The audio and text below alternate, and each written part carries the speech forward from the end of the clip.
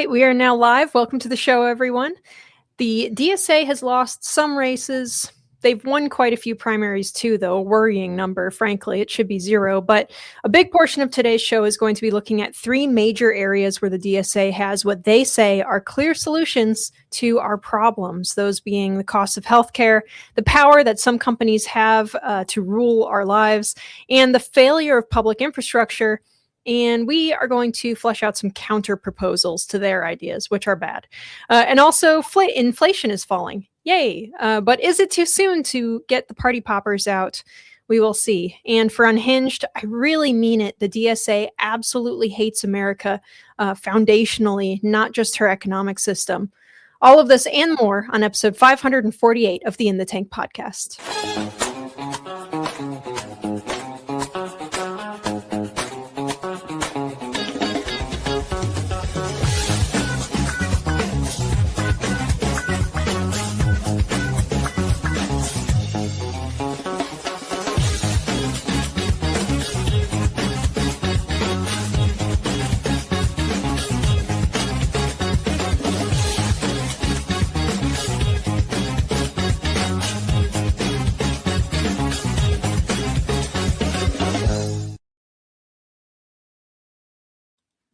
All right, welcome to the In the Tank podcast. I am Linnea Lucan, your host, and as always, we have Chris Talgo, editorial director and socialism research fellow at the Heartland Institute, and Sam Karnick, senior fellow at the Heartland Institute and executive editor of Healthcare News.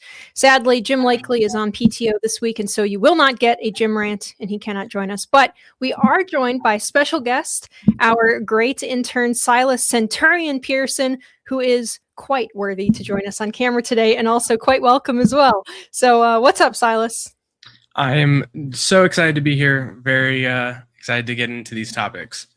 Awesome. Well, before we get started, if you want to support the show, you can go to heartland.org/inthetank and donate there. Please also click the thumbs up to like this video. And remember that sharing it helps to break through some of YouTube's suppression.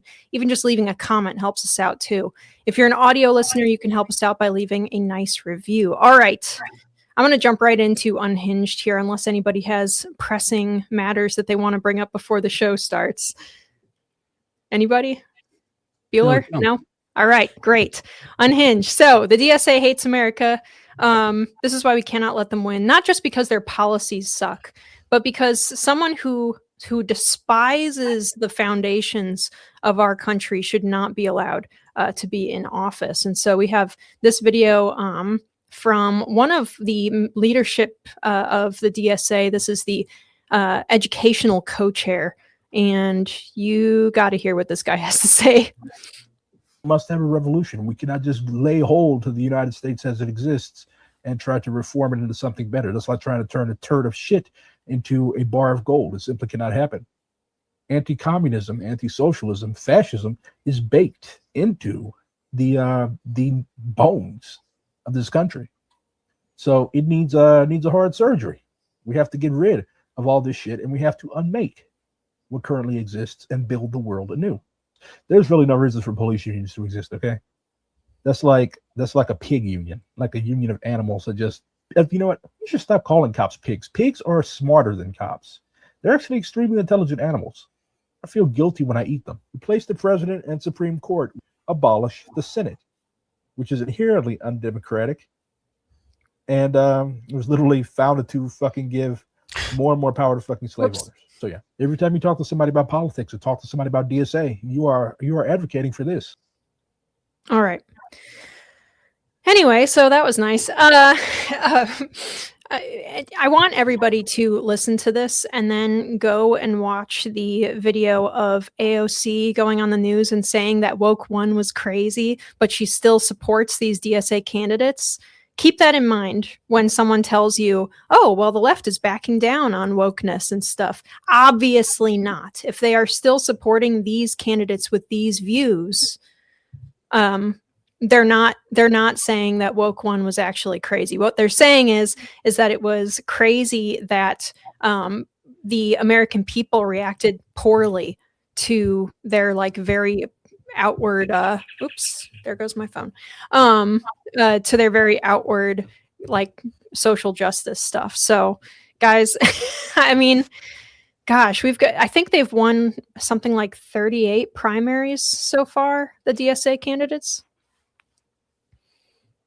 Well, that guy is just a total imbecile because he talks about anti-fascism and anti-socialism and anti-communism be baked into this country from the beginning, but those ideologies weren't even invented until 70 to 80 years after the Constitution was written and the Declaration of Independence was signed. So that guy needs to go brush up on his history. So, I mean, just take that into, just take that into account. Obviously, everything he says is, just ridiculous. And one of the things that I really don't understand is how can these people, these DSA candidates, be running for Senate and Congress, which means they have to take an oath to uphold the Constitution.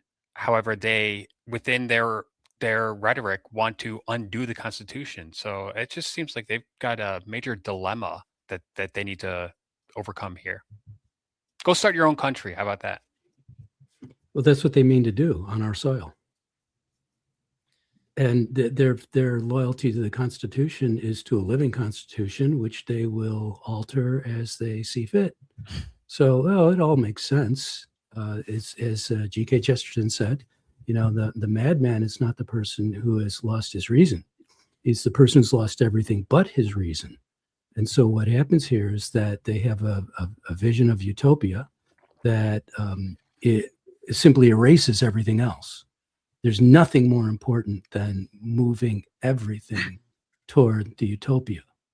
And so when you have that as your mindset, all reason, every argument has to lead in that direction.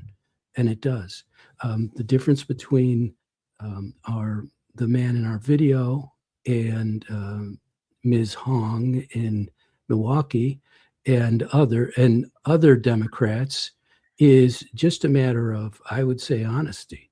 They're more upfront about what they believe and what their ultimate intentions are, and the others are more Fabian about it. If you remember the movement of Fabian socialism in the early 20th century, the idea was that, well, we'll do it a little bit of at a time, and eventually we'll have the full socialist state, or what they really intended was a communist state. But they would do it a little bit at a time instead of a revolution. The little bit at a time doesn't really get you all the way there. At some point, there has to be blood, and there always is if it's not defeated before that. Yeah, and Silas, you were in college much more recently than I was, but when I was in college, it was like peak class, like let's call it woke one, right? Like classic woke. We had Turning Point USA, and college Republicans were getting Dennis Prager to speak on my campus. And there was a girl who worked for the student union, or she was like the student union leader or whatever. And she protested Dennis Prager by saying that he was an anti-Semite and shouldn't be allowed on campus. Like just crazy. Those darn Jewish anti-Semites. Yeah, it was the years of like the Triggly-Puff and all that stuff. We look back on that with kind of like they're like the halcyon ancient days when it was all fun and games, and they'll grow out of it once they get out of college. Well, they're out of college now. Yeah, no, to piggyback off of what Sam said, I think this really just brings into question, when is treason actually going to be held accountable? And I think, and for many people, the term treason gets thrown around like it's only for the 18th century, and we shouldn't be talking about that. It's too extreme of a term to be used. But like we said, this is just antithetical to the Constitution that they swore to uphold and to protect. And so it is just an insane. And yeah, as a college student, thankfully I went to Liberty University, so one of the most conservative schools in the country. And we didn't really have to deal with that on campus. We had pockets of, I guess, left-leaning people, people that would probably maybe align themselves somewhat with DSA on certain issues. So I didn't have firsthand interaction with the communists of college campuses in 2026. But I did get the opportunity to work with Turning Point and went to some of their conferences, had counter protesters, talked with Charlie Kirk before he died. Really awesome opportunities like that, and getting those were the opportunities where I got to see it firsthand and just how insane it is. And right now for DSA, their median age is 33 for their members, and that's over the 100,000 people or so. But I don't know how many people know this, but DSA actually has a youth organization, YDSA, which has 150 chapters across the country in high schools and on college campuses, and that's roughly about 3,000 members or so.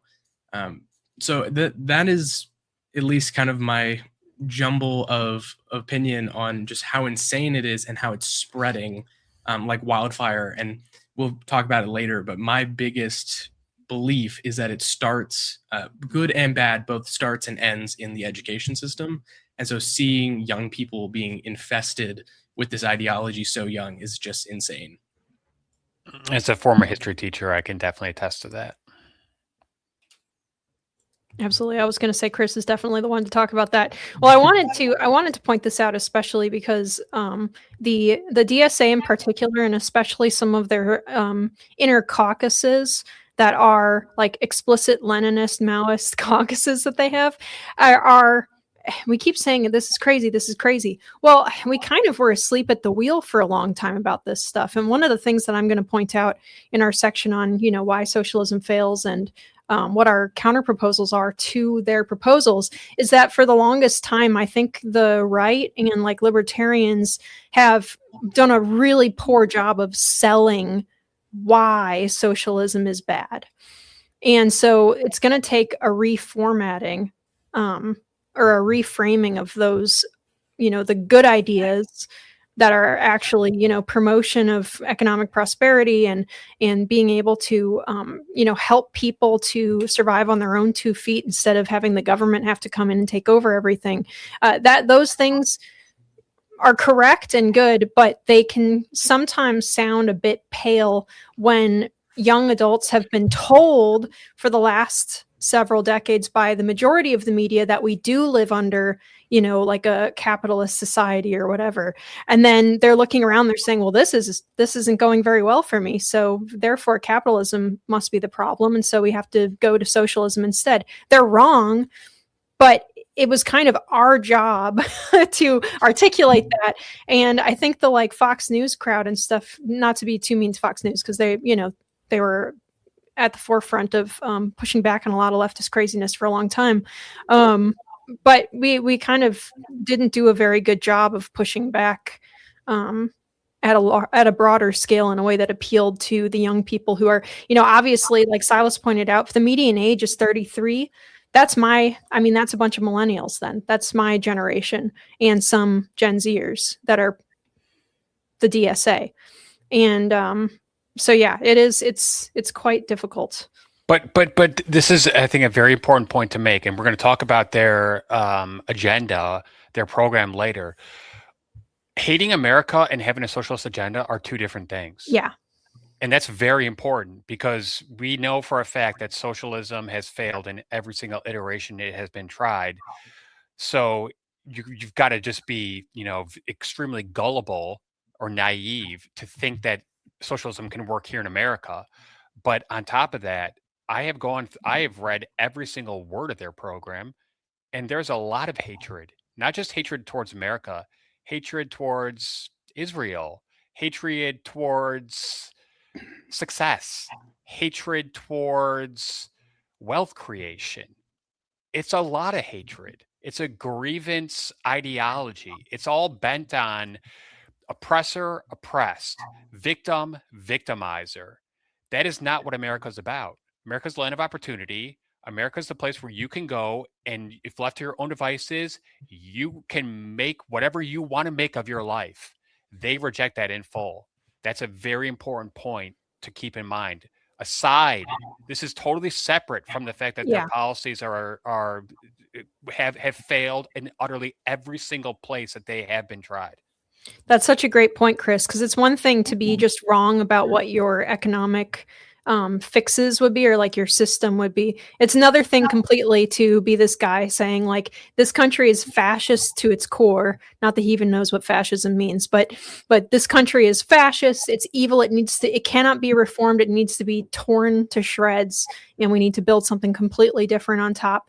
That stuff is the kind of thing that I think is what we really need to be keeping an eye on. And the fact that, my point of bringing this up alongside talking about what AOC said and what kind of went viral a little bit, I forgot to put the video in the chat so we could have it for this, but she was talking about how, I'm so excited about these new candidates who are winning and like democratic socialists and blah blah blah. And then and that's this guy, right? This guy is a chairperson, a co-chair for the DSA. And meanwhile, AOC is saying at the same time, oh, well, woke, when we were saying like defund the police or whatever, that was crazy, wasn't it? Well, that was so silly. We were having a silly time because everyone was stressed out because of COVID. But we didn't really mean that. We were just experimenting with rhetoric and stuff. And it's like, no, we know full well that you still intend for this stuff to go forward. You like one of the DSA's policy positions is not just defund the police, but abolish the police and abolish prisons.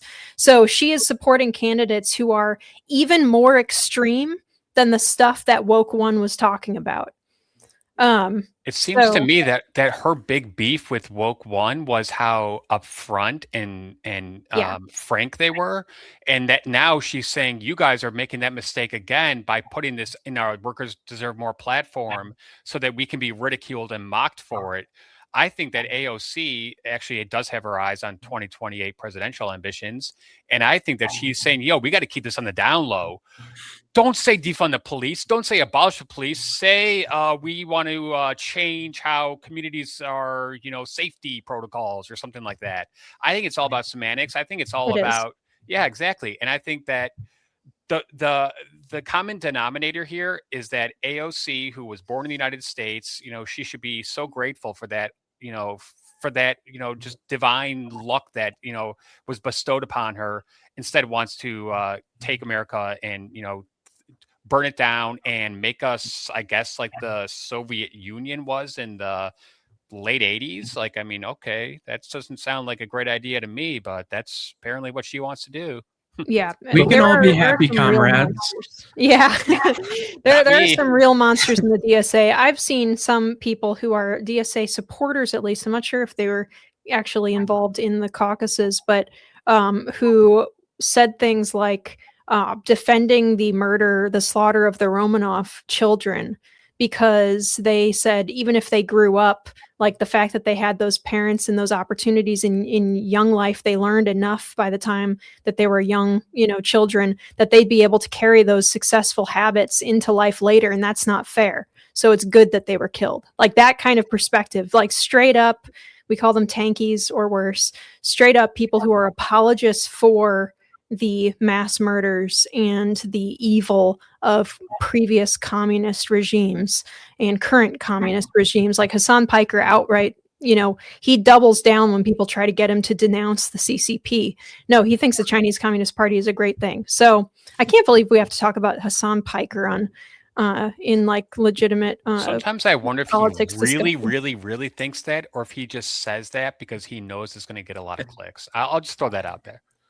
Oh, I think he means it because he's dumb as a stack of bricks. But no question about that. I don't think that we're going to win any arguments, frankly, in the big picture, in the big long run of things, by saying, well, you'll get 0.5% less GDP if you have your socialism light or whatever. We're not going to win that.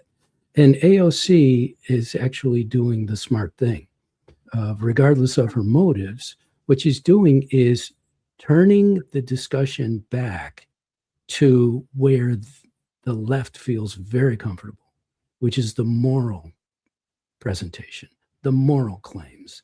The moral claim is that there are people out there that are suffering and they need help, and somebody's got to do it.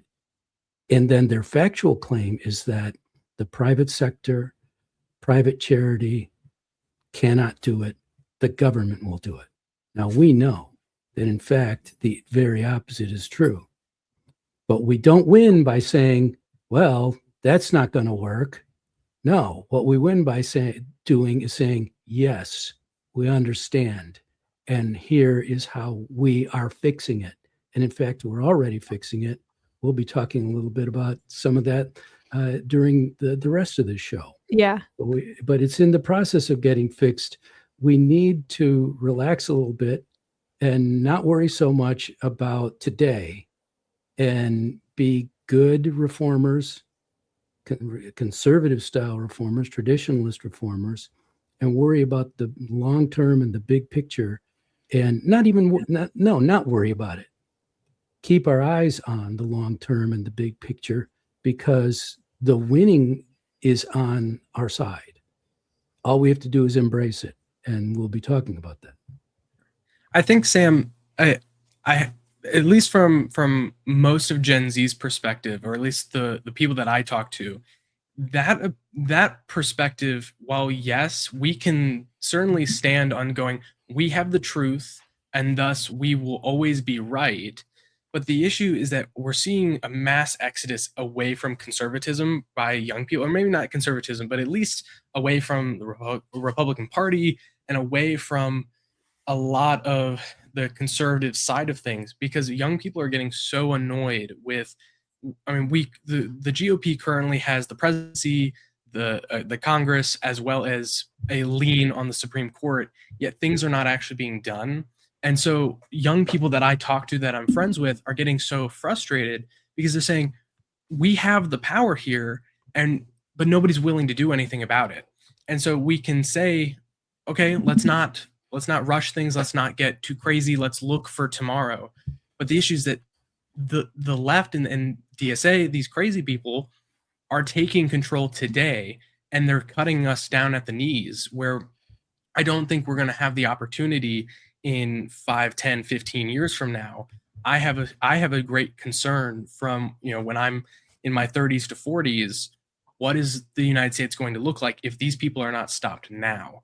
And so I'm also trying to be a very principled person. I'm not one to try and rush in guns blazing, but I don't really believe in as patient a perspective as that. And I think most young people in the political sphere are not looking for a patient 5-step plan. It's more so, we need to make changes now and utilize the positions of power that we are holding at this moment, if that makes sense. I agree with you, Silas, but to what that- we to really that- have to do is we have to make those changes several months ago and a year and a half ago, and they And I have wish they been had. made. They have been made. The results are coming, as you will see. Well, and also a lot of these 2 months out. We're 2 months out from the election. a lot of these Let's not problems worry have too been much right now. have been festering for decades, and you cannot solve them in a 2-year period, a 4-year period, or even a 10-year period. It's going to take some major sacrifices, and it's going to take some major willpower on behalf of the American people to say, we're going to elect politicians who are going to do what we want them to do and hold them accountable. Because a lot of the Republicans right now, they were supposed to go in there and solve some of these problems, and they have not done that. So I never put any faith at all in a politician, because they're humans and they're fallible. I don't even put faith in a political party.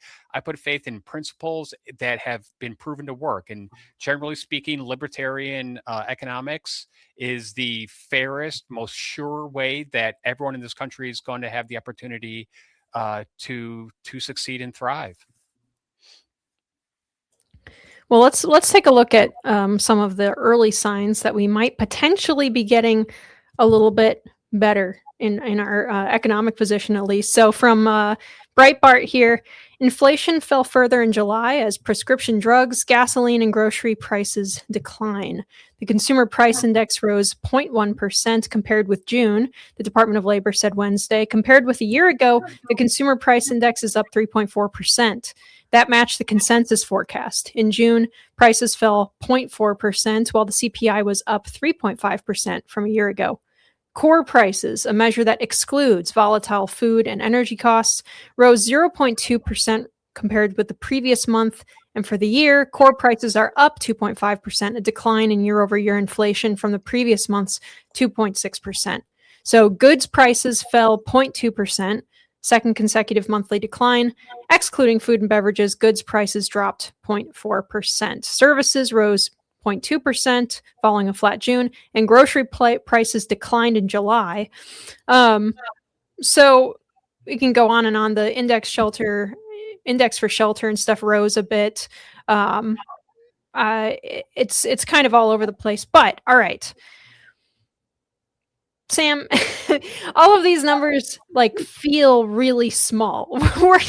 They're talking about like, okay, grocery prices declined 0.1%. Yeah, gee, great. I certainly haven't noticed that change in my grocery bill. So what's going on here? Well, as our regular listeners will recall, I've been pointing out that the prices are never going to go back down. That's not how inflation works.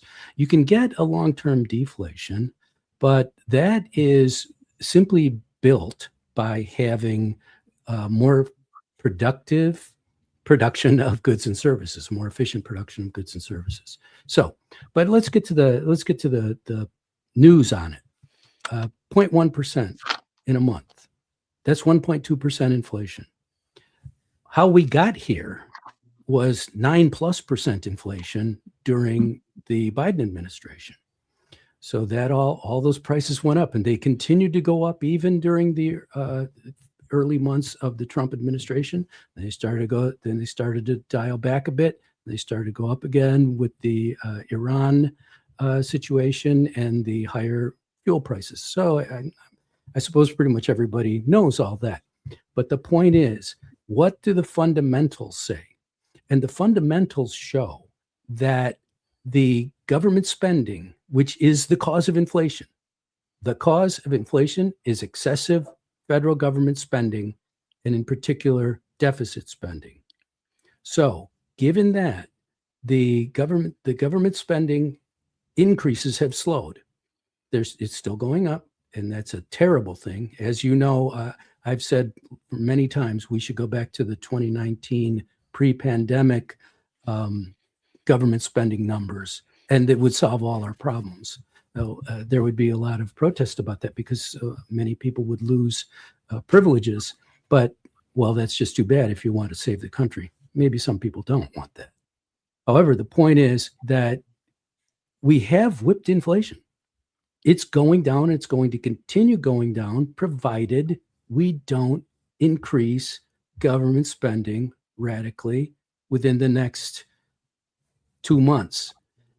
And we can't, because there's a lag time in that. It takes a year, 2 years.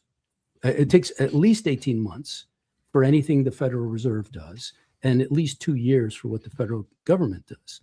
So we can't we can't go back in the past and raise spending faster than we already did. So we're good to go for at least a little while. So as long as we hold the line on federal spending, inflation will continue to decrease. There's nothing stopping that. And there's nothing that can stop it except increasing spending. So we're in good shape there. Now, and that's why I keep saying, don't worry about November. Don't worry about those elections in terms of the affordability and inflation issues. They're decreasing. The effects are decreasing. Now, in fact, we're having a very noticeable deflation in housing prices, and that's going to continue. It's not going to continue just for a year or 2 years. It's going to continue with bumps up and down for a couple of decades. Literally a couple of decades. We have been in a long-term problem that was turned into a short-term crisis by the spending of 2021 and 2022. It was turned into a short-term crisis. By short-term, I mean 5-6 years.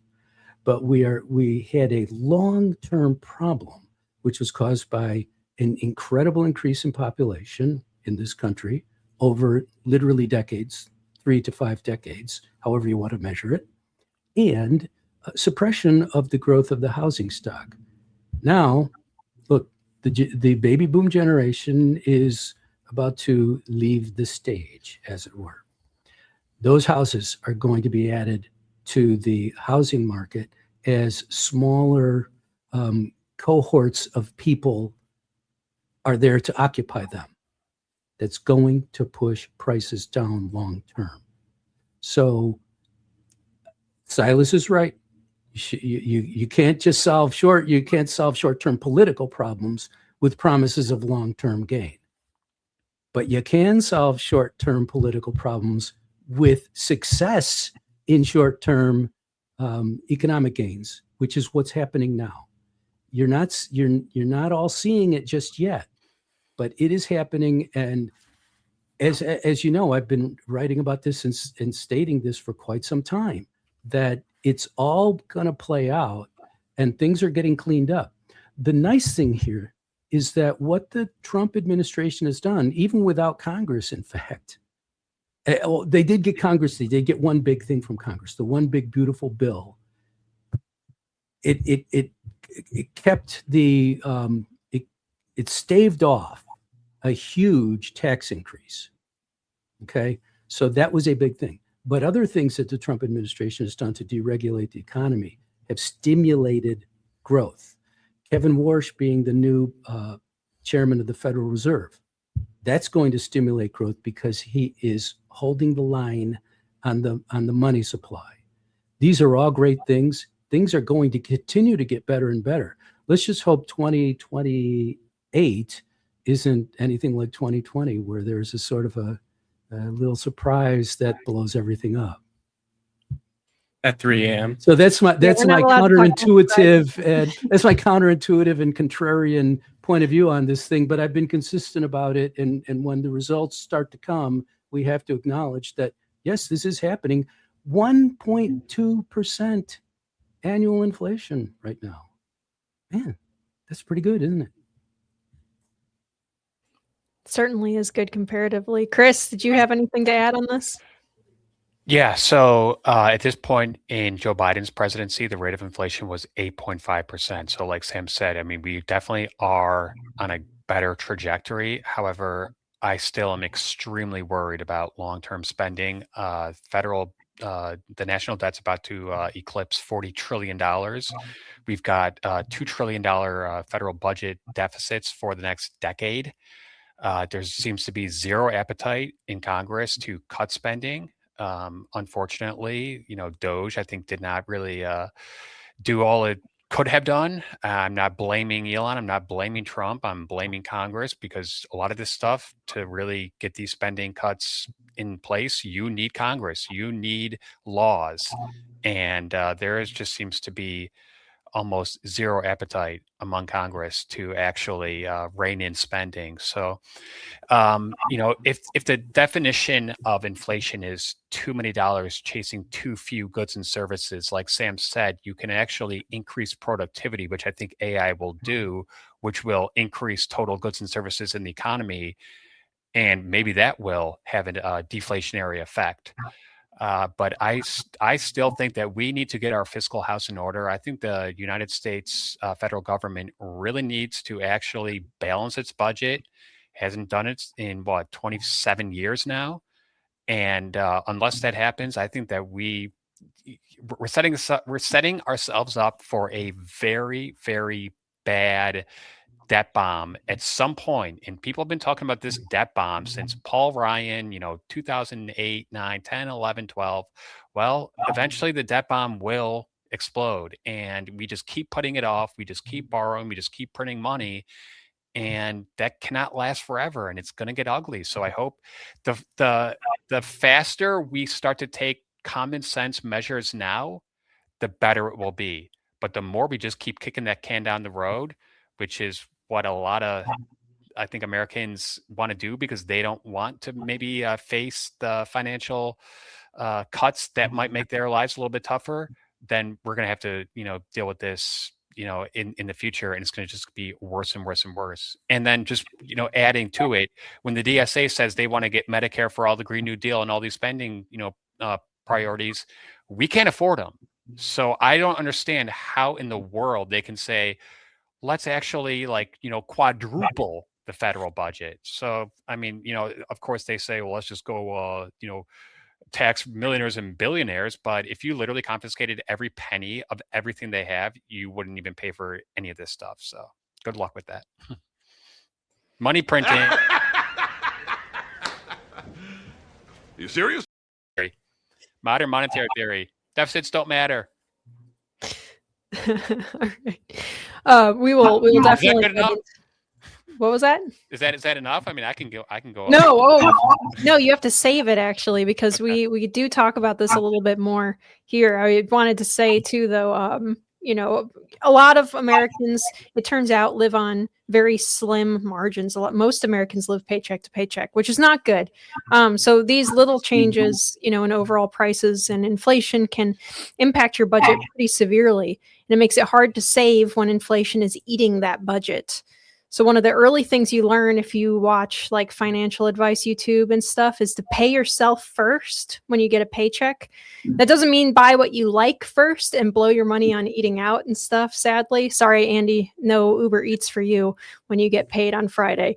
But, you should be paying your rent and stuff first, yes. But before you spend your money on fun stuff, you should pay your future self first by putting a small percentage of your income into some kind of savings or investment. And speaking of investments, Ira Bershadsky, who you guys all know is the managing member of our sponsor, Advisor Metals, says that historically gold performs its best in September and January when the stock market is lower in September and October. You can look at his blog posts at advisormetals.com/blogs, where he frequently posts about what metal prices are up to.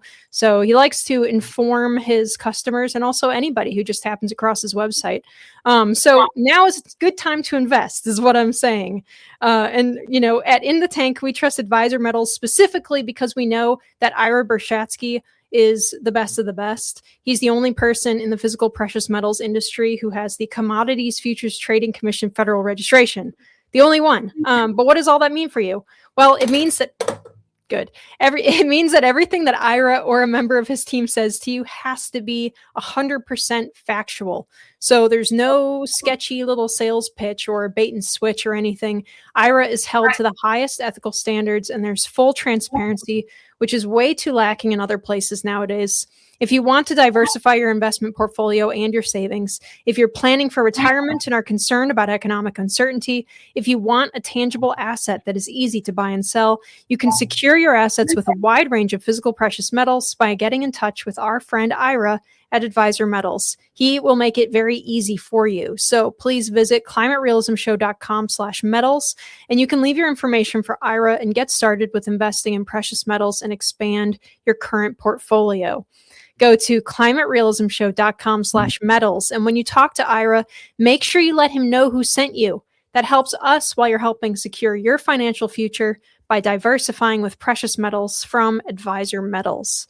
Thank you very much, Ira, and thank you to our audience as well. So, and this was a cheeky little transition here, but it also is totally true, especially in times of economic hardship. Paying yourself, your future self first, is going to help you out, even if right now it feels kind of not so good when you say, no, I guess I won't buy that purse. Darn. Long-term thinking is good, huh? Well, and long-term thinking is good. I will say sometimes the rhetoric and stuff around what my generation and what younger generations are like spending their money on can get a little bit crazy. Sorry, Andy, no purse for you. I think last week there was this whole thing about like people were saying that like Gen Zers are unreasonably upset because a Chipotle burrito is a lot more expensive than it used to be. And there's correct commentary on both sides. One, the Chipotle burrito is stupid expensive.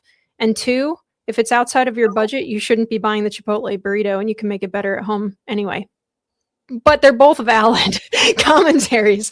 But the generational divide just has gotten a little bit out of control on these commentaries. They're just not maximizing the opportunity. You got to get the quadruple rice and the extra beans, all free. you can max that thing out. Trust me. Yeah, you can turn one Chipotle burrito into 3 meals, probably. I remember back in the day when a Subway footlong was only $5. Man, those were Yeah. the good old days. Absolutely.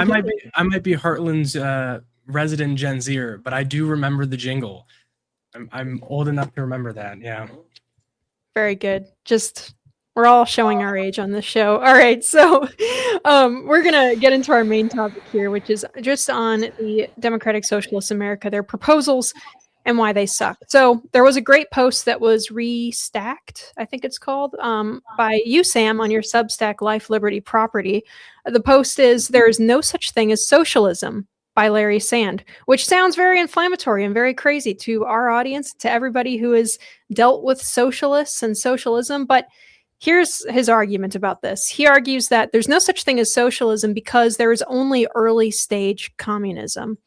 He writes, in 1916, education reformer John Dewey began articulating what we now call social justice. At the same time, Antonio Gramsci, an Italian Marxist, emerged on the scene. He believed that spreading revolutionary ideology slowly and incrementally was most effective. His approach eventually became known as the Long March Through the Institutions. In 1923, a group of professors known as the Frankfurt School came to prominence. These German Marxists harbored a deep disdain for capitalism and traditional morals. Unfortunately, they did not remain in their homeland for long. Adolf Hitler's rise to power forced them to leave Germany, and they reemerged at Columbia University in New York City in 1935. The Democratic Socialists of America traces its origins to the early 1970s, and like all left-wing radical groups, the DSA has a get 'em while they're young mentality, and accordingly, the organization has indeed invaded our schools. According to Defending Education, publicly available information and documents show DSA supporters have infiltrated every level of K-12 schools. Importantly, socialism is typically not the far left's final step. According to classical Marxist theory, socialism is a transitional phase between capitalism and communism. Socialism entails state control of the economy to redistribute wealth, whereas communism envisions a final stateless, classless utopia. And recent polling suggests we are moving in that direction. A Cato Institute survey conducted in late June reveals that members of Gen Z, those born between 1997 and 2012, hold mixed views of communism, with 37% having a very or somewhat favorable view, and 37% having a very or somewhat unfavorable view. So this is stuff we've seen from Heartland polling as well. But I think it's important to note that support for socialism and communism didn't come out of nowhere. And it wouldn't have popped up probably in popularity again if things felt good economically and socially to young adults. So we've got problems. Anybody who's avoided going to the doctor for pain or, worrying symptoms or whatever for as long as possible because they're more scared of the bill than they are of like the physical suffering knows this. That's very, very common.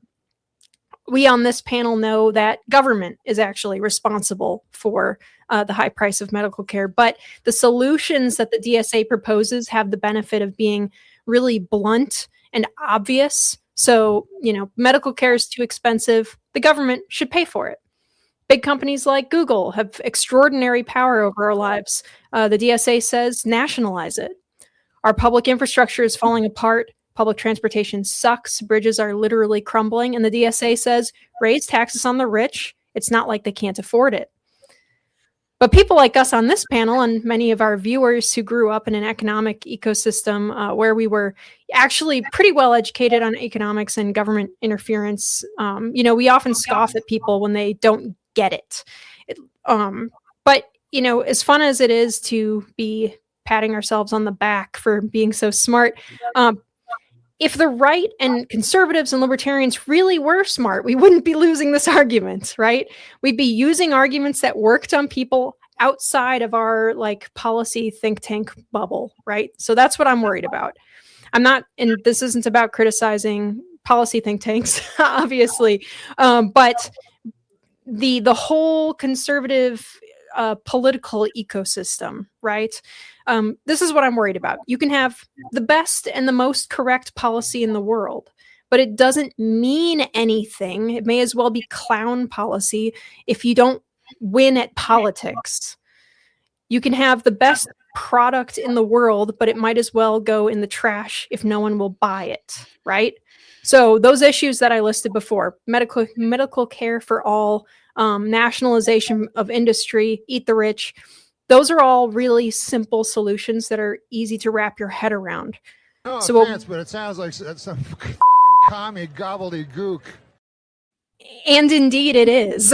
Commie gobbledygook.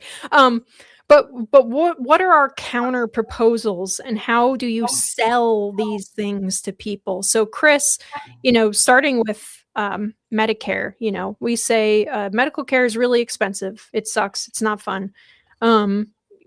People, I mean, I know this for my own case. Like, if I'm in pain from something, I'm waiting until it's the absolute worst that it could possibly be. Like, I'm actually afraid of real lasting harm before I'll go to the hospital, which probably isn't good, just in case it's like a heart attack or something someday, like it's not a good thing. But and so the DSA's solution is, well, we'll just pay for it so that everybody can have medical care. Why doesn't that work? And what's our counter proposal?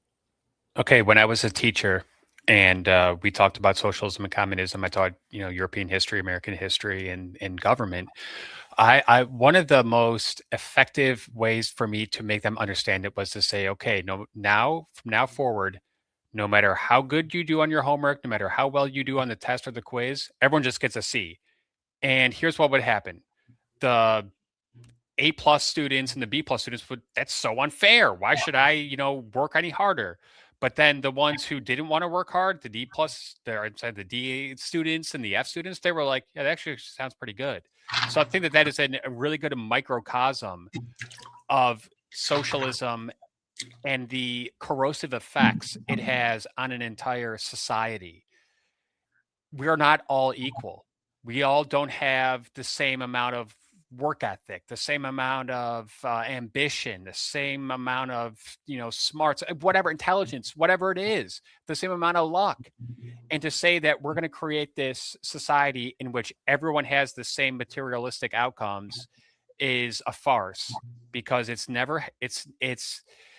not only does it defy the laws of mankind, of we want to own our property, and we want to be self-reliant, we want to have agency, we want to have autonomy.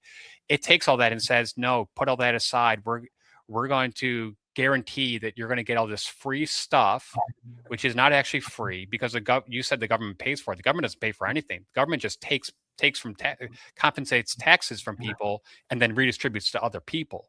And that's what this is really all about. I think that one of the reasons why so many people, so many young people in particular, are buying into this socialist, utopia from the DSA is because they have not, unfortunately, I think they have not been held to account, and they have never had to actually face, consequences in their life. I've talked about this for years. Everybody gets a trophy thing.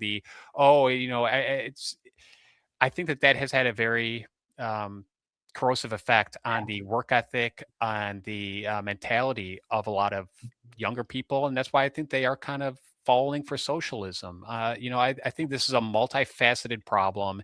You can't just say it's all the school's fault. What about the parents? What role do the parents play? How about society? How about celebrities? How about Hollywood? How about social media? Instead of saying you should just try to get as much as you can out of the system, why aren't they saying, like JFK said, why don't you try to put into the system? So these are all just, I'm kind of going, ad hoc here, but these are just all the things that have been floating through my mind the past 15 years of when I started teaching and understanding why so many young people feel this way. And unfortunately, it hasn't gotten better. It's gotten worse. So I think we've got a very uphill battle that we're facing here. Yeah. Part of the problem. Yeah, go ahead, Silas. Sorry.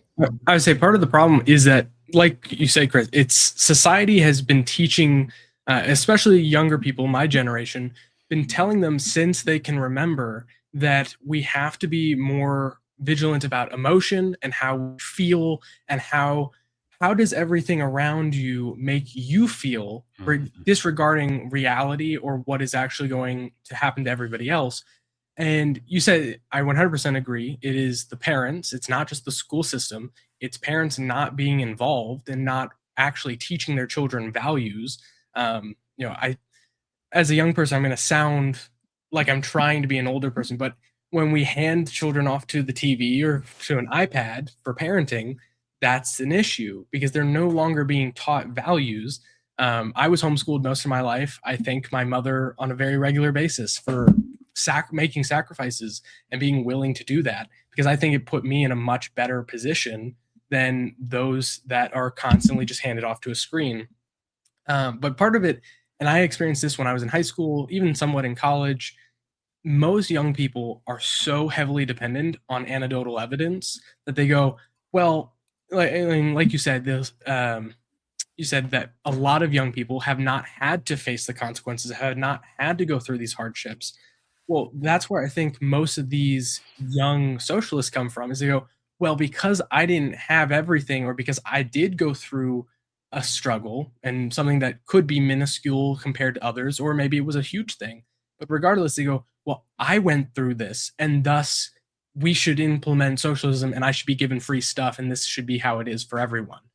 And you see that in almost every left-wing talking point. You're talking about immigration. Well, they just want a better life, disregarding the women and children being raped and killed in the streets. It is this perpetual culture of me, and how I feel must dictate how everyone else acts, disregarding the fact that if you have millions of people with all of that same philosophy, who gets to be on top? It's going to be these politicians that are manipulating everyone. Yeah, that's absolutely right. Well, and I was trying to think leading up to this of like what, because the one of the benefits of the DSA's platform is that they have pretty good like bumper sticker level stuff that they can hit you with. Medicare for all is easy. You get it, what they're pitching there. And I was thinking, what would Sam Karnick say as our bumper sticker slogan for fixing the medical care industry? And the thing that popped into my head was get government out of it. But then I thought of the counter to that, which I think that the reason why our slogans don't quite work is because they don't have enough pessimism built in, or we're not addressing the priors that they are working off of, or that they've managed to convince people of, which is that,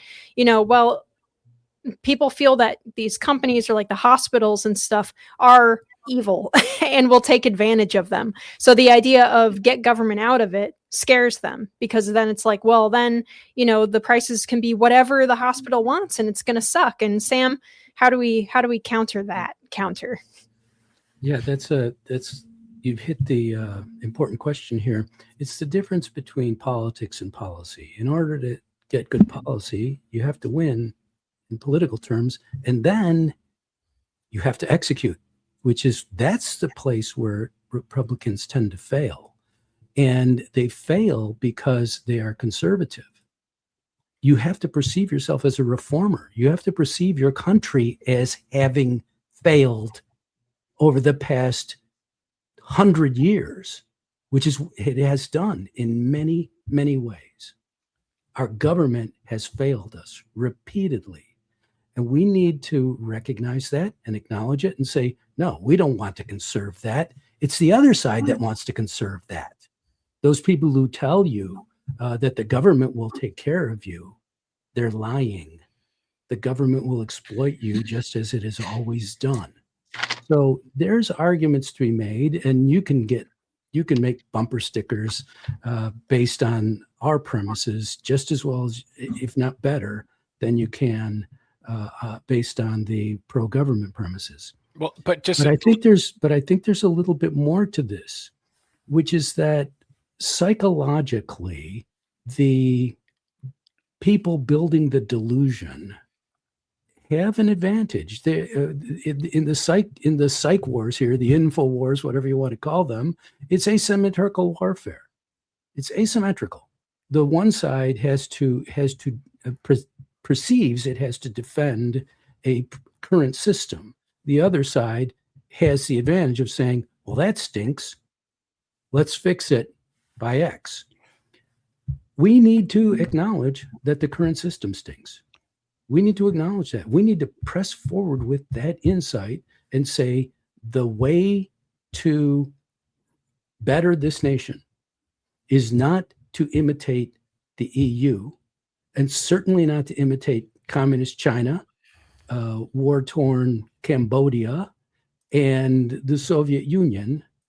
That's not the way to do it. The way to do it is to do what Milei has done in Argentina and what other Latin American leaders are doing in their countries now as they turn back away from totalitarianism.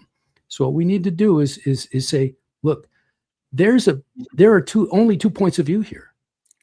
There is the belief in individual rights to life, liberty, property, and then there's collectivism. There's nothing in between.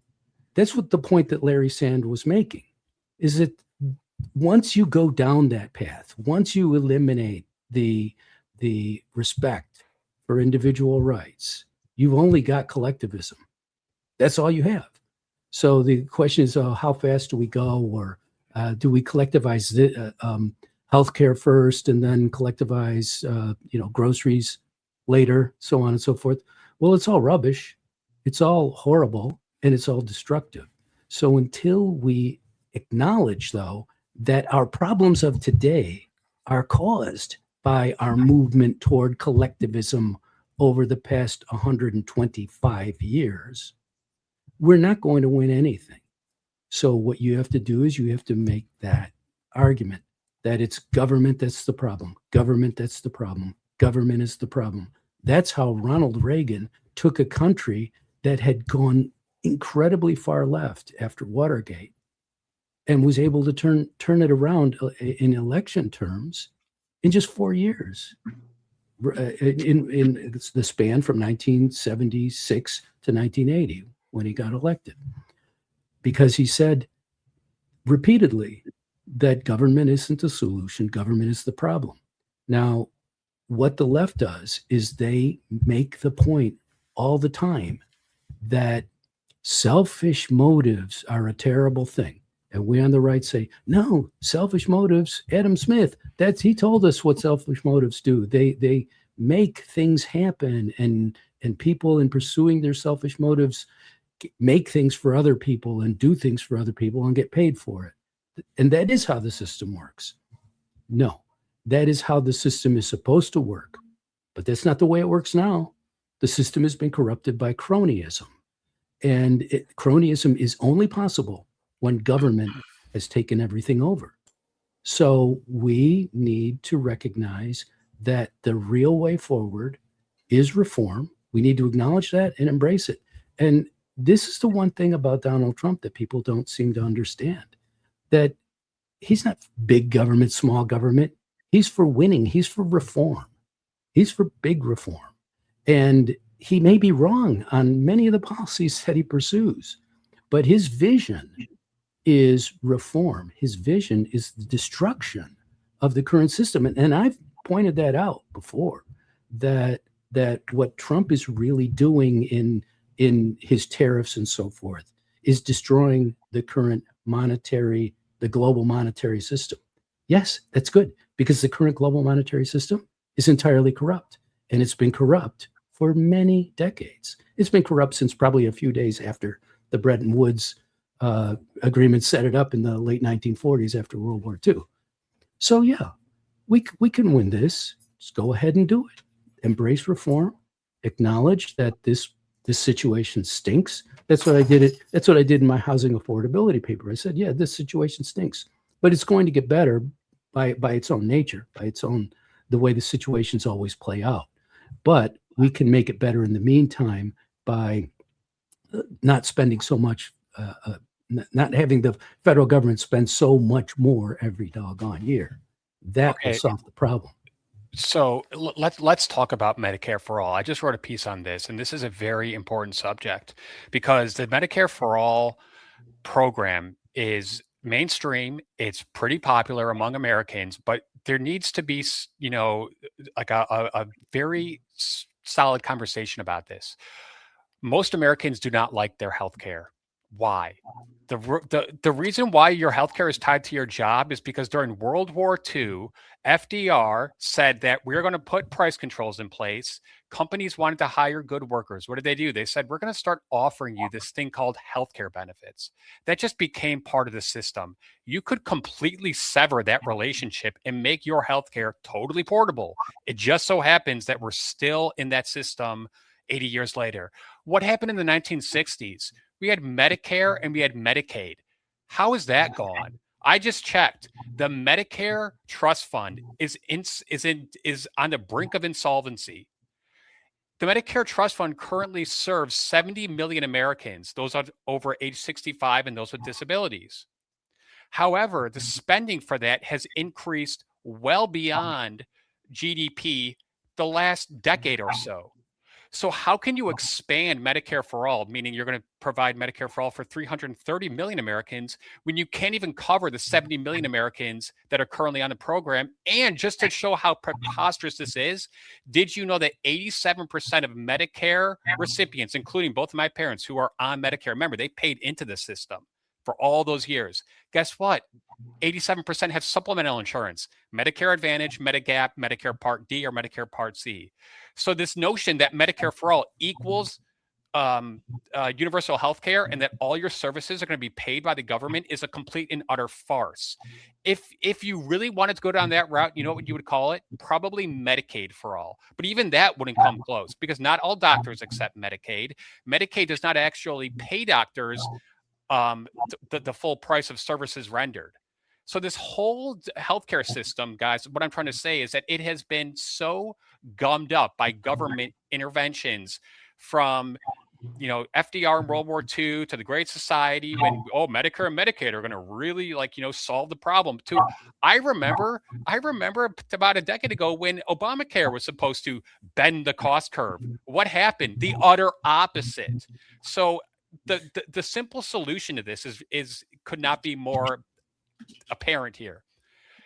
If you gave all Americans the choice to choose their own healthcare, whatever it is, whether they want to do a direct primary care agreement or they want to go on a really high, maybe they're really young and in super shape like me, and you want to go on a high deductible healthcare plan. Although I had to have surgery on my damn shoulder, so that really sucked. So I know how bad the healthcare system is. I'll just tell you that. There could be infinite choices. That is the solution. One size fits all is not the solution. Consolidation, centralization, and a more Byzantine system is not the solution. But the DSA says we were going to provide healthcare for all, and we're going to tax millionaires and billionaires, and that's just going to make sure that you can have all the healthcare services that you want. But that's not true. It is fundamentally not true because there's going to be shortages. There's going to be rationing. Go look at what's happening in Canada right now. They have a healthcare for all system. Go look at what's happening in the UK. They have a Medicare for all system. What happens? Rationing, shortages. Healthcare for all is a total and utter farce. Nothing's free. What are you going to make the doctors, perform the surgery for nothing? I mean, this is a complete joke. So I just really wanted to kind of, do a deep dive on that. I wouldn't really consider this a deep dive, but, just like a quick history lesson. If you want to make things more affordable, like healthcare, get the government out of the way. Give people a vast array of choices. That is the solution. The DSA just doesn't get that because they are in this this just moronic mindset that if you say it's free, it's just going to become free. That's not the way real life works. These people are complete and utter morons. Tell us how you really feel, Chris. Oh, geez, I could go on. Got our rant. Well, we've got two more topics that I wanted to touch on within this section here. So the next one would be their answer to like big corporate overreach and stuff. Their solution, of course, is nationalize the industry, nationalize Google, because that would be more fair and balanced. And here at the Heartland Institute, we have some sympathy to say that some of these big tech companies are a bit out of control. We are still we still can't get monetized on this channel, not because we accidentally had a video that dropped 2 F-bombs in 5 seconds, but because we dared to talk a little bit skeptically about a little something called COVID-19 and the lockdowns, and because I one time drew a gun on stream, and because of all sorts of things that we talk about that big tech does not enjoy, especially because of our coverage of climate change. And like the World Economic Forum and stuff, they Google is not a big fan of you criticizing these things. So we certainly can empathize with the idea that some of these companies are a little bit out of control, especially when it comes to like Google, which is embedded in every service that you use at this point, and their main purpose, which is to be like a web browser, doesn't even work anymore because they forced AI stuff into it. So everything at these big companies is a little bit crazy. The censorship during the 2020 election cycle was, I don't think it would be wrong to say, unprecedented. All of these different social media companies, all these different major tech organizations were shutting people down left and right. They had, if you guys remember, like Gab and Parler, they couldn't even get like security service hosting for their websites and stuff, because all of these websites and services colluded to shut down conservative or like right wing or even far right thought on the internet within like a 2-year period. It just clamped down from a relatively free internet to something unrecognizable to what the internet used to be. So that is, it feels like, from especially from an outside perspective or from the perspective of someone who isn't aware of the government meddling in these issues, that these big companies have an outsized amount of control over our civil rights, and over like what we're able to even see. So the DSA's solution is, well, we nationalize it so the people own a share, kind of, because the government owns the company, because it's essential infrastructure or whatever. That's their proposal. And to me, that's an instant, that doesn't work, because the reason why Google and Facebook and Twitter and all of those companies were cracking down on right of center speech during that period was because it turns out, as we found out more and more over the last couple of months, the government was actively working to pressure them behind the scenes. So, of course, government, once again, was the reason why that stuff has been crazy in the first place. But Sam, some of people will say that some of these companies are too big. They're like almost monopolies at this point, a lot of these big tech companies. So what do we do? What's our solution to this? That's not, well, we should nationalize Google. Well, what makes them too, first let's ask the question, what makes them too big? And who decides? First of all, I'm fine with the claim that these companies are too big and that many of the companies in many of the industries are too big. What made them so big? Why does this happen? And the answer is, they're big because the government likes that. And so tax and regulatory policies are put in place that somehow, by some great big accident, make these companies bigger and bigger, so that you have 5 companies, 3 companies, 2 companies, essentially 1 company that are entirely dominating a particular industry sector. Well, why does that happen? People suggest, you see my dog back there, people suggest that the reason is that these companies are greedy and they push out the competition. Well, yes, they are greedy and they push out the competition, but they do it by collaboration with government. It's called crony capitalism. So that's what's happening there. Now, the reason that you get this is because it's natural for people to want to maximize their own power. So it's natural for people in businesses to want to maximize their market share. It's natural for people in government to want to maximize their say over things. But The asymmetrical warfare that I talked to you about earlier, it takes place here too. Because what the collectivists can say is that the government is ultimately good-natured and wants what's best for people because it is elected by the people. And businesses only want what's best for themselves.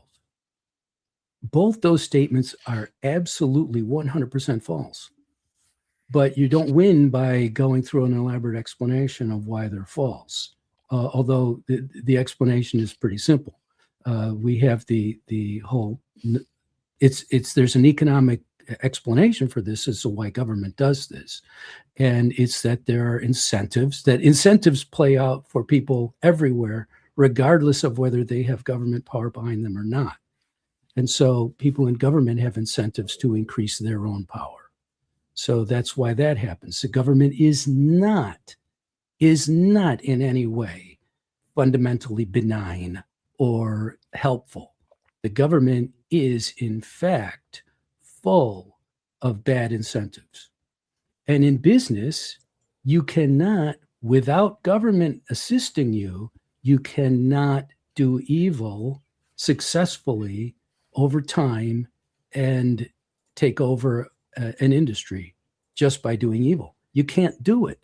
The reason being that you have to serve customers or they won't give you their money. So you say, well, what about necessities? What about food? What about petroleum and so forth? Prices of petroleum went down when Rockefeller was taking over the industry.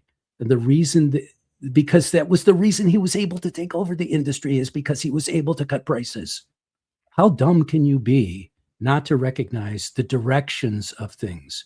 Well, people are told a lot of lies, but the big lie is that government is benign, that government wants what's best for people invariably, and that businesses can impose their evil will on everyone. That's the big lie. And again, the reform story is very simple. Our problems today are caused by a 125-year plus expansion of government power in cooperation with big business. We need to reform those things, and we can reform them. The only way to reform them, though, is to win politically. You don't get good policy unless you have good politics, unless you win politically. So let's get in there and win and do what needs to be done. I think that's the situation we're in at present. We don't have by any means anywhere near an ideal situation politically. But boy, oh boy, compare it to 2021 and 2022, it's not even, it's ludicrous, the difference. And don't forget that in 2023 and 2024, things were starting to improve because the federal government could not agree among themselves between a Republican Congress and a far left collectivist Democrat president and his team, who were really running things apparently. They couldn't come to an agreement on raising taxes and raising spending and raising borrowing faster than they had already been doing. So it all slowed down and things got better. Private sector started to grow since 2025, January 2025. Private sector has been growing and government's been shrinking. Those are good things. So we're on the right path, but we have a long way to go down it. But the lesson is simple. All right? The lesson is simple. You have to win politically. The only way the people who believe in liberty and believe in individual rights are going to win politically is by embracing the reform mindset that says we don't have our rights to life, liberty, and property. We want them. You should want them. We're going to give them to you, and we're going to shrink the government and big business collaboration that have made things so difficult in your lives, and that the healthcare system is a preeminent example of that, where government runs the entire system and it ruins everything. And Chris mentioned Medicare and Medicaid. What did they do? They did accomplish one thing. They increased the demand for health care radically without doing anything to increase the supply of health care. And what does that do to prices? You all know. It raises them radically. So again, this collaboration between, I think that the use of the term elites is a good thing. This collaboration between two different areas of elite rule has really done extraordinary damage to this country. That's what we need to fix. Let's go for it and do it. You have to win in order to do it. So, Lynette, you were talking about Google being a monopoly. I think Google is a monopoly, and I am pretty sympathetic to the big tech being a monopoly argument, because I go back to when Microsoft was accused of being in a monopoly in the mid 1990s, because what they did was they said, you have to use our product, Microsoft, Office. And that was unfair, because they're saying, even if you don't want to use a product, you have to use a product. Google and some of these other platforms that have, YouTube, that they own these multiple social media, arms, they are in fact monopolies. And I do think that they should be broken up. And I do think that the DSA is correct in pointing the finger at big tech and saying, wait a second, we do not want you to have this outsized power over the economy, whether it's because of social media or AI. So I actually do think that there is a place in the American policy discussion to say, are these companies too big? Do they wield too much power and influence? And they've shown us that they will use that unwieldy power and influence for ill means, and therefore they should pay the price for it. So I'm totally on the other side of this one. Chris, if you haven't, and to anybody that hasn't read it already, I would highly recommend Senator Josh Hawley's book, The Tyranny of Big Tech. Fantastic book that talks about that. Yep. And then also, just to tack on, Sam, what you had said, I wanted to just throw that in there, was talking about the way that we are to want to preserve, wanting to bring life, liberty, and the pursuit of happiness. And that, I think, is the scariest part about what we've been talking about in the socialist movement, is that they don't want you to have that. These people do not want U.S. citizens to have life, liberty, and the pursuit of happiness. They want you to be a slave and a dependency, or having a dependency to the state. And so I just wanted to throw that out there. You make a great point, and healthcare is a perfect example. The way the system's built, and Chris pointed out that during World War II, a time when the government was taking over everything for emergency reasons. These things happen during emergencies somehow. Anyway, during World War II, we had this change that made healthcare provided by the employer, health insurance, untaxed. So this again, it's the doggone rules, regulations, and taxation. That system creates all these ills. You have to get rid of that system. And as you point out, healthcare is a perfect example of this. And so but you have to win politically to do these things, and then you have to act on it. But you also have to be very frank in your framing, because I think framing is so important. The DSA is good at framing free healthcare. What we have to say is, do you want to be told what kind of healthcare you're going to get? Do you want to be told by the government where you're going to live? Do you want to be told, or do you want to have the choice, the freedom, the liberty, the agency, the autonomy? I think that most Americans, by far most Americans, including most young Americans, if you frame it like that, do you want to be told what you're going to do, or do you want to have choices as in your life? people love choices. They love freedom. They love liberty. But with that comes also a bit of insecurity, I guess is one way to put it.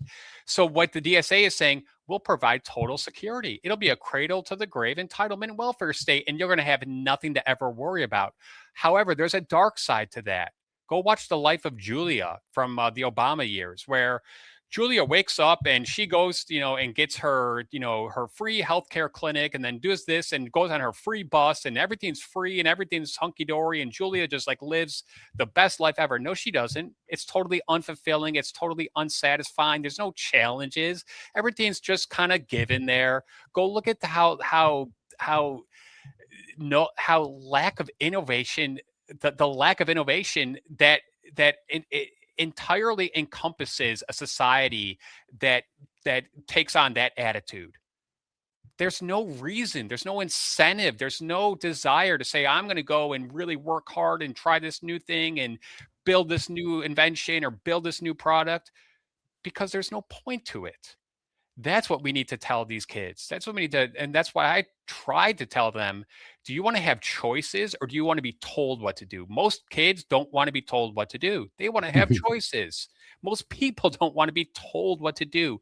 They want to have choices. They want to have freedom. Freedom is the default condition of humanity. It took us thousands, tens of thousands of years to actually bring that, into a governing society. And for us to throw it away after 250 years would just be the dumbest thing I can possibly imagine. It's a bold strategy, Cotton. Let's see if it pays off for them. I knew you'd get it. I knew you'd find the right one. The collectivists call what they do freedom. So, and you have to go back to Orwell in 1984 to understand all that. That's doublespeak. There's no freedom. Yes, absolutely. There's no freedom in communism. Right, of course. But I think the important point, though, is to remember there's only two paths. There's individual rights or collectivism. And we need to hit that we're the ones who are talking about individual rights. We're the ones who are acting on it. Our policies go in that direction. The others, those policies go toward your enslavement. If you want that, then I can't blame you for voting for it. Going back to what Silas said, it sounds, I think you really identified probably, I think, the key to all of this, emotions and empathy. That really boils down to, do you want to do things that are going to be better for everybody? However, it's going to make some people are going to be extremely wealthy and successful and others aren't. Or do you want to have this like lowest common denominator where everyone just kind of has the basics? Mm-hmm. That's what this really boils down to.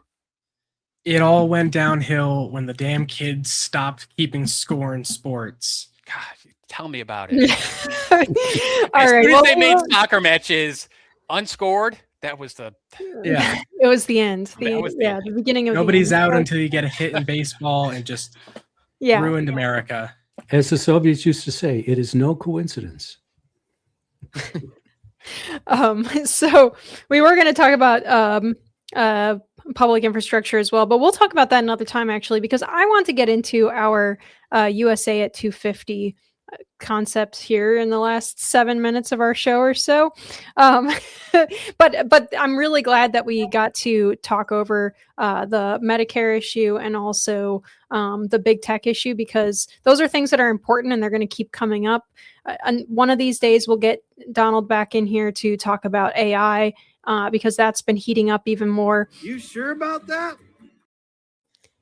If he's not too busy to come on our show. So we'll do that. But I want to talk briefly about 1776 for a minute here.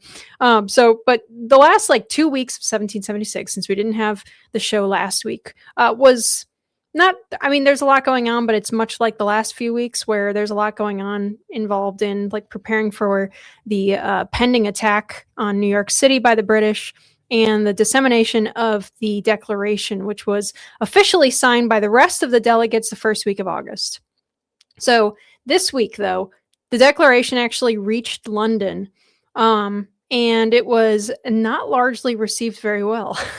There was pretty staggering amounts of misinformation and censorship. Some London newspapers censored all of the times in the declaration that King George was named specifically and directly accused of misconduct. They would put in his place either like a generalized term like the British or something like that, or they or something like that, or even just a dash to just censor out the name, because they thought it would really upset people if they found out that that King George's conduct specifically was the cause of this revolution. So there's a book that came out this spring about the news coverage of the Declaration called When the Declaration of Independence Was News by Emily Sneff.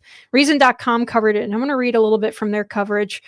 They wrote, several London newspapers assumed that the Declaration of Independence itself was an absurd and nefarious plot planned in France or Spain.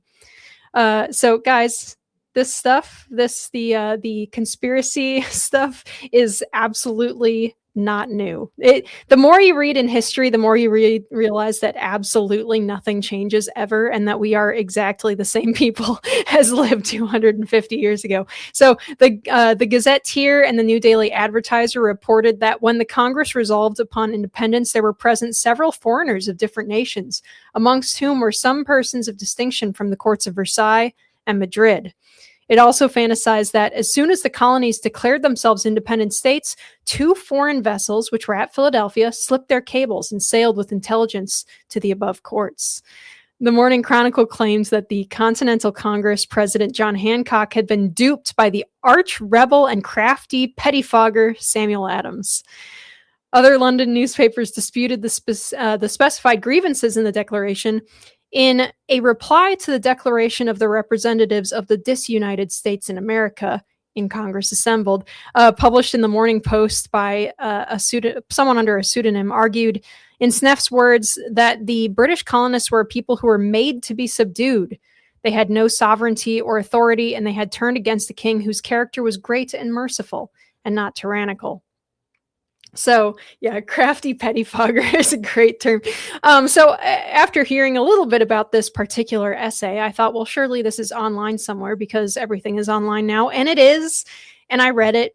And it's a novella length essay. I have no idea how they were publishing these things in the newspapers. I think probably it was like a pamphlet rather than a newspaper article because, well, for one, it's positively dripping with contempt.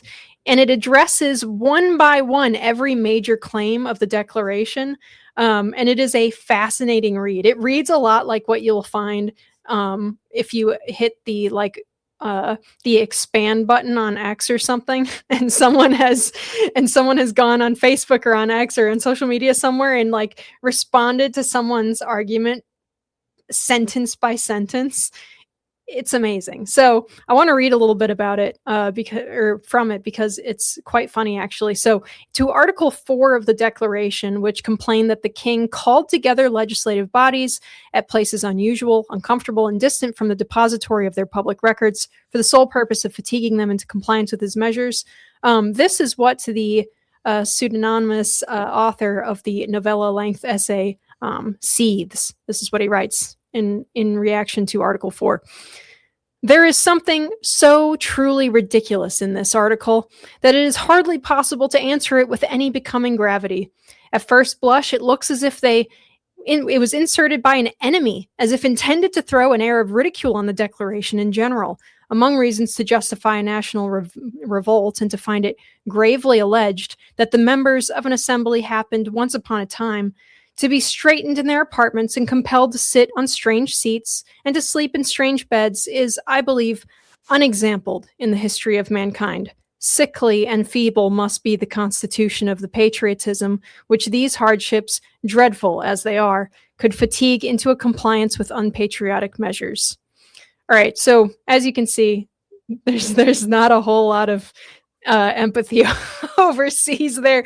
I love it. I love this glimpse into the perspectives of our disconnected opponents abroad. And so I'll read the title of the essay again. It's called A Reply to the Declaration of the Representatives of the Disunited States in America. Fascinating. stuff. Don't use Brave to look for it, because for some reason Brave can't find it. Unfortunately, Google is the one that you have to use. Google Chrome is the one that you have to. No, God! Yeah, for some reason Brave wants to give you like modern day political articles, even if you put search modifiers around it, which is a complaint of mine about modern web browsers for another show. But yeah, so guys, I just, it's so fascinating to me how little things change. When you said that comment, that just made me think that even back in the late 1700s, there was a lot of political animosity and a lot of mudslinging, and there were duels. So when we talk about, oh my gosh, did you see what senator said about that, or representative said about that? It's like, do you know that they were actually take pistols and go and kill each other like a couple hundred years ago? So I always just, it's just a funny little thing, but. I just love this guy who wrote, whoever it is that wrote this article or this essay, is completely disconnected. Like, he doesn't know what's going on in the colonies necessarily. I mean, I imagine he's probably a member of parliament or something, not sure. But, he's saying that the complaint from the colonists that the king would, have our legislative bodies meet like far away from where they're actually from and stuff, and fatiguing them into compliance or whatever. That certainly was something that was going on that the colonists felt was unfair. And to this guy who is across the ocean, who knows if he's even set foot in the colonies before, reading this from his perspective, this is a major complaint, the fourth complaint in the Declaration. Him taking this as like evidence that we're a bunch of whiners is really funny to me, because I can see where he's coming from on that, considering he has no concept whatsoever of what's going on in the colonies and the distances that we're talking about compared to England itself. It's amazing stuff. Well, it just goes to show that fake news was also around 250 years ago. I didn't know CNN was that historic. Wow. Yeah. It reminds me of the guys that go around like in random cities and they just start creating issues with people, and then when they get confronted by the police, they just start, I'm a law scholar, and they don't know what they're talking about, but they're so convinced like they have the knowledge to talk on these topics and get out of it. I strongly recommend this essay. Because it's, for one, from our perspective as Americans, it's not a perspective that we hear about when it comes to our history, and it is very enlightening to see like through the lens of someone else, someone part of the empire proper, who thought that it was all ridiculous and that our complaints were petty and silly. It's cool. It's quite crazy. And that's not the only thing he has to say about that. He goes into like wall of text explanations as to why everything the king did was necessary or reasonable or whatever. And it's quite fascinating. I guess that's the music telling me that we're gonna stop. Are you sure, Sam, that you don't have anything to say about newspaper coverage in 1776? Oh, actually, I do. I'll be as brief as possible. But I do think it's interesting that people are always people. They're always human. They look at things from their own perspective and will defend their beliefs to the ends of the earth. That somehow, because I have this premise that the king is right, everything is going to affirm that. And so you have your wonderful confirmation bias and build an enormous argument based on that. Things never change. It's always been that way. It's probably always going to be that way. And it's a good lesson to us to look back at history and recognize that there is such a thing as human nature. There are elements of the human condition that are immutable, and we need to acknowledge them and respect them if we're going to have any success in the world, either in individual terms or in policy terms. Absolutely. So that is all the time we have, unfortunately, today. Thank you, everyone, for your attention to these matters. We are live every week on Thursdays at noon Central on Rumble, Twitter, YouTube, Facebook. Chris, what have you got for our audience today? Heartland. Your mic totally cut out. I think you might have unplugged your microphone with your elbow. Oh, I'm sorry. Can you hear me now? Yeah. Just go and check out heartland.org. We got a bunch of really good opinion articles up there. Absolutely. Sam? We certainly do. Go to heartland.org and also to stkarnick.substack.com. Thank you very much. And also, Silas, our intern national man of mystery, please tell us what you have for the audience. Do you have social media somewhere you want people to follow or what? Yeah, you can find me on Instagram or Twitter. Look up Generation Crusade on Instagram. That's my primary political account. And appreciate you guys having me on. 3 things is fight socialism, read books, and homeschool your kids. Thanks. Perfect. Read All right. books. Thank I you very love that. much. Yeah, that's terrific. All right, guys. None of you are pettifoggers. So I'm sorry that you even had to hear that language said about our great hero, Sam Adams. So for audio listeners, please rate us well on whatever service you're using and leave us a review. Thank you so much to all of our usual panelists and also Silas for joining us on screen today. And of course, to our viewers, we will see you again next week. You fellas been doing a bit of boozing, have you? Sucking back on Grandpa's old cough medicine?